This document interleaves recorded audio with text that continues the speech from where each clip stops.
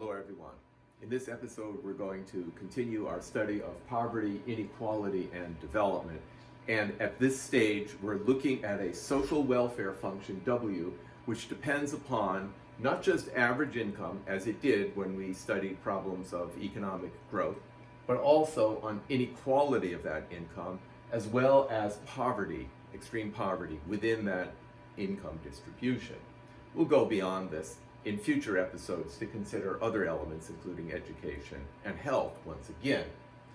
So I want to, having now established good measures for inequality and good measures for poverty, to consider in more detail what these relationships are. We consider that average income has a positive effect on social welfare. There may be diminishing returns, but a positive effect. Inequality is thought of as having a negative effect on welfare, other things equal.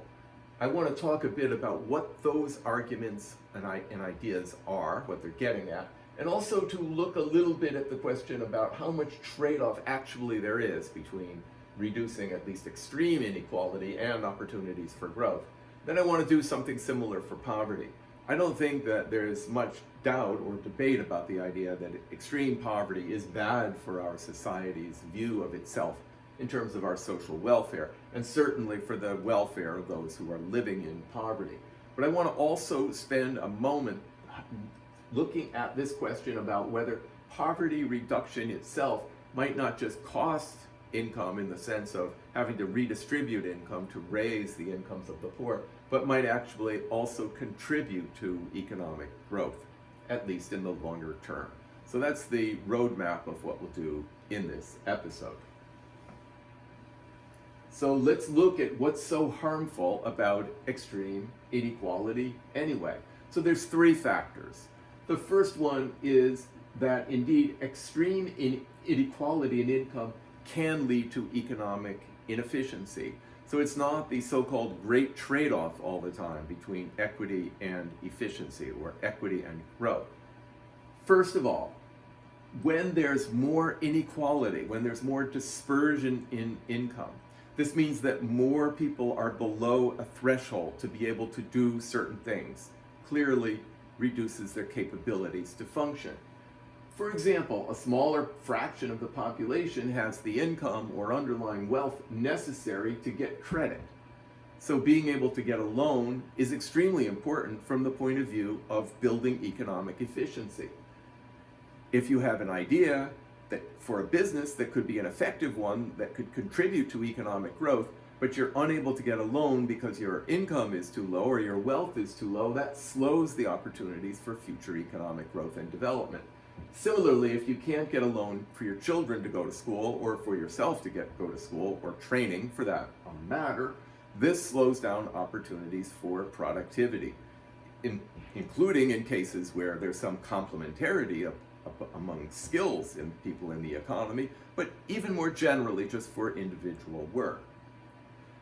Second, the overall rate of savings in the economy tends to be lower with high inequality. At first, this might seem a little bit counterintuitive. Wouldn't the rich just save at a higher rate just because they have higher income?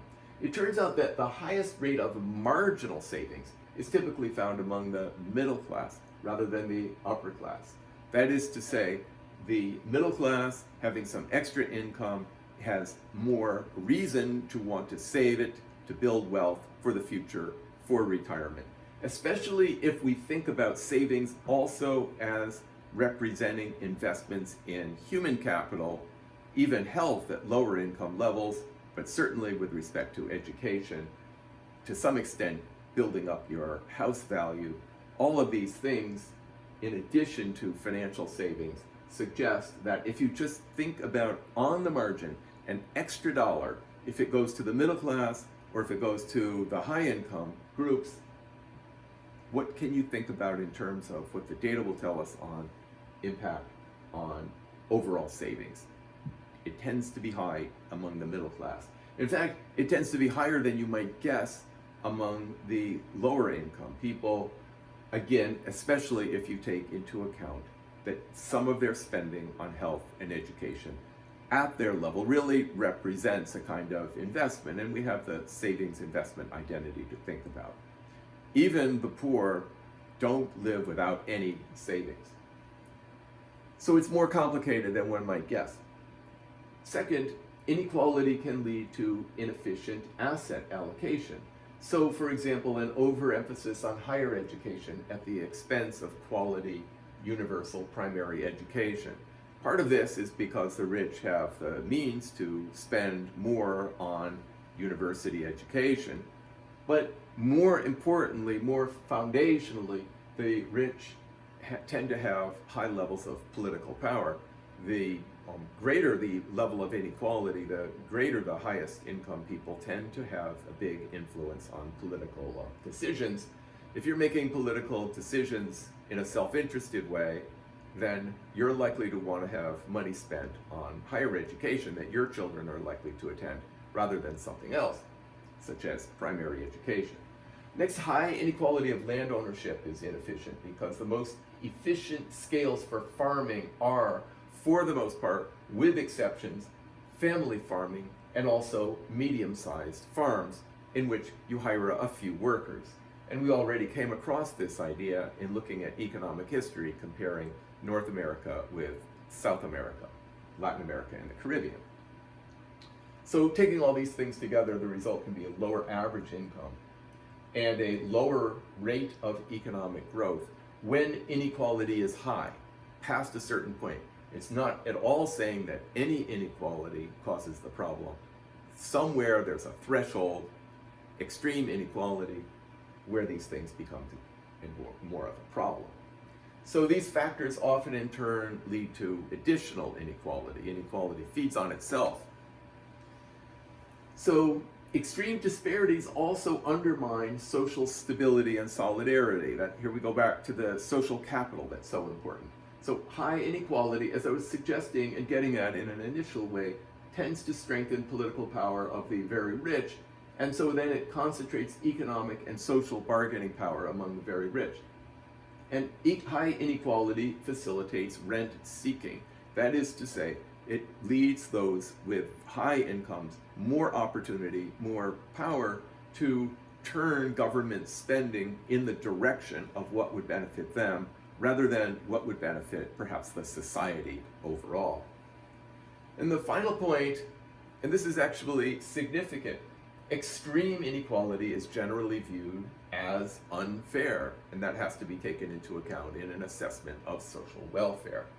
So John Rawls had a very interesting thought experiment in his famous book, Theory of Justice, in which he talked about making decisions when we have uncertainty behind the veil of ignorance, as he called it. And now I'm going to condense a marvelous long treatise into one part of it in something of a very brief synopsis. However, he asked us to think about the following question. If somehow, before you were born, you could be given a view of the world, see what the world looks like, and then you would be told that you will be randomly born as one of the world's 7.4 billion people, or one of the world's 70 million children who will be born this year, approximately, as an estimate.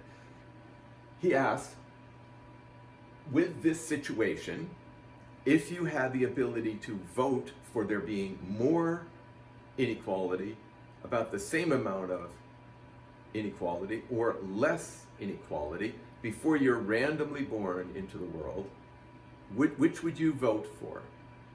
I'll give you a moment to think about that question. Perhaps you can send a text about it. I will say that overwhelmingly, the votes that are taken support the idea of less inequality. And this is true whether one is thinking about this globally, randomly you could be born anywhere in the world, or nationally, whether you could be born in this country, but to any family in this country. And so as a result, this helps get beyond the problem that, well, if you are in the privileged group of people, because of your income, your education, and so on in the country in question, you have an incentive and a tendency to think that, well, I got here because of my, hard work, and of course, I would have hard work, and as a result, we should always, things are fine, because otherwise not enough hard work will be done, or otherwise we won't have as much overall income. It's easy to think about that, and particularly hard to be objective, not knowing more.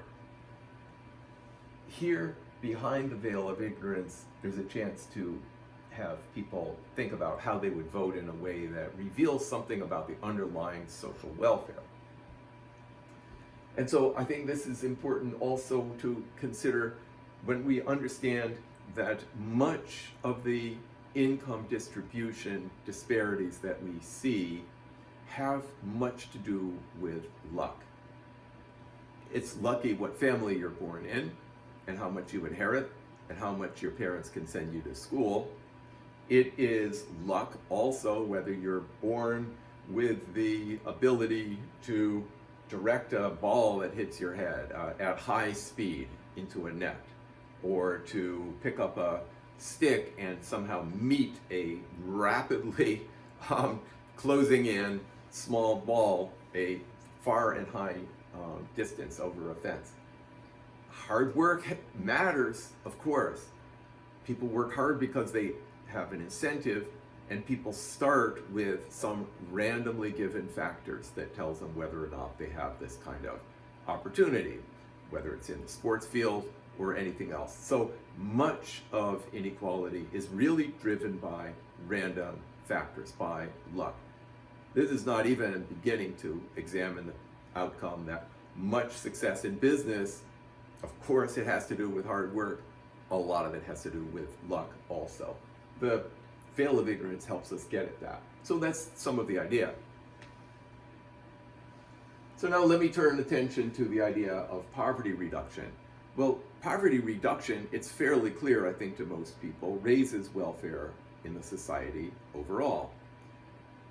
However, it's also possible that poverty reduction can cause growth.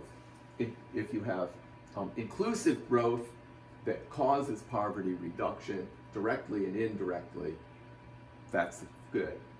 But also, even though poverty income is small in relation to national income, that's what it is to be poor in this income sense, still, any program that raises the productivity of the poor directly, such as some we look at in Chapter 5, others we look at in Chapter 8, Chapter 9,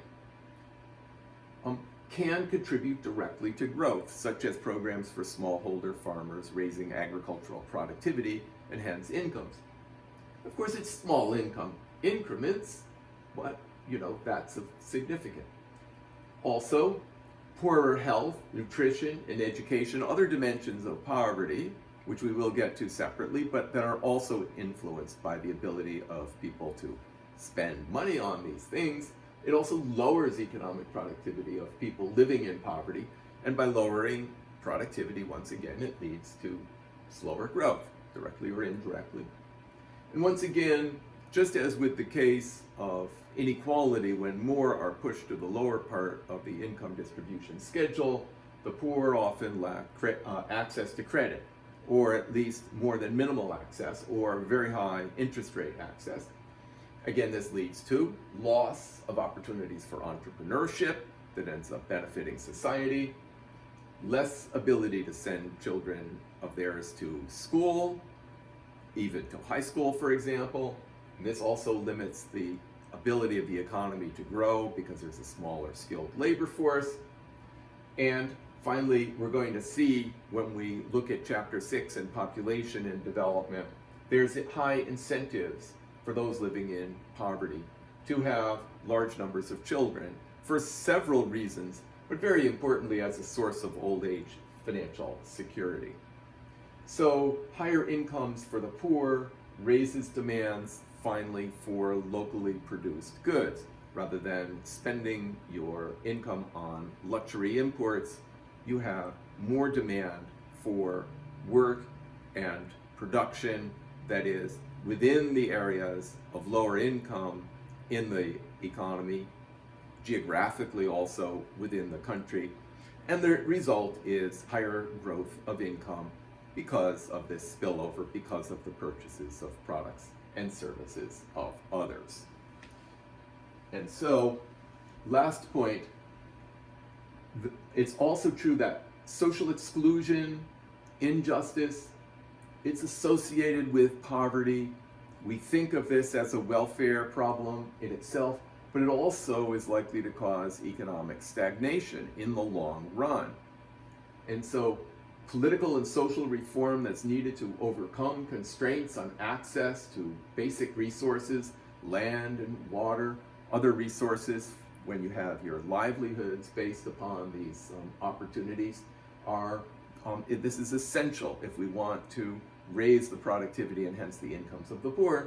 But when you have elite control of natural resources, this translates into social and political power that protect elite interests. Elite interests may be inconsistent with modernization, as we looked at in some detail in Chapter 2.